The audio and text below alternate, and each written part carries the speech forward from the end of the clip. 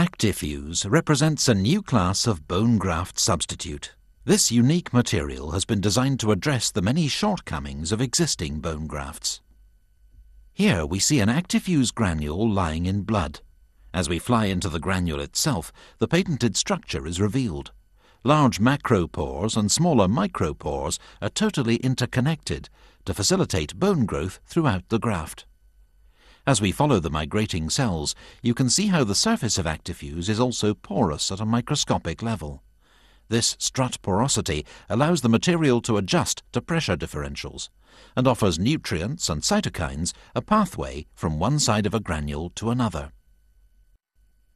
The truly unique feature of Actifuse is its altered surface chemistry. The Silikat Substitution shown by the blue tetrahedra increases the negative surface charge on the graft. This changed surface chemistry has a profound effect on the commencement of the bone formation cascade. The first stage of bone formation is protein adhesion. There are thousands of different proteins in serum, and only those proteins possessing the RGD peptide sequence are relevant for bone cell attachment. In Actifuse, the negative surface charge attracts more of these cell attachment proteins out of solution and causes them to adhere to the graft surface in the correct conformation with their RGD sequence available for cell attachment. Here we see the RGD sequence of the protein. The negative charge attracts the protein towards the surface of the graft material. It binds in the correct conformation, allowing space for many others to join.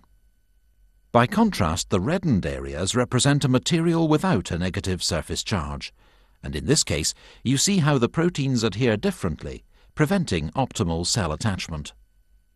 Pre-osteoblast cells passing by are drawn to the adherent protein layer. The cell's attachment points move, making themselves available to the adhered proteins at the surface.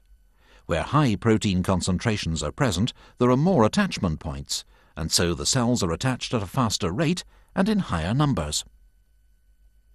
As the cell binds to the protein, filopodia are extended from the cell membrane and the cells differentiate into committed osteoblasts, the bone-forming cells.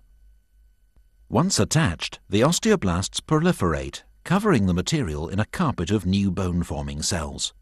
As this is happening, optimum levels of silicate, shown by the blue tetrahedra, are released into the local environment, which further accelerates osteoblast activity. The osteoblasts then transition into cuboidal osteoblasts and start to produce extracellular matrix. In the first of the major steps of bone formation, extracellular matrix is produced beneath the osteoblast, causing it to lift off the surface and rise upwards. As more and more extracellular matrix is produced, osteoblasts become trapped within the growing matrix, forming osteoid. This then mineralizes into woven bone, the second stage of bone repair. If sufficient woven bone is produced, the grafted area and everything in it will be bound firmly in place, preventing movement.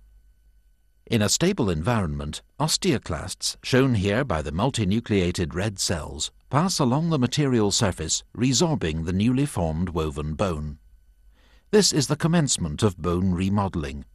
The osteoclasts are closely followed by a front of osteoblasts, which begin to build new, more functional bone. In this sequence we see a trough that has been resorbed by the osteoclasts being filled by a multiple layer of osteoblasts. As these osteoblasts mature, layers of highly structured lamellar bone are produced, which marks the third and final stage of the bone formation cascade. The dynamic continuum of bone remodeling is established, with older bone being removed and replaced by new bone, according to Wolff's law. Actifuse is a new class of synthetic graft material which speeds up the bone formation cascade. In summary, Actifuse leads to the production of more bone in less time.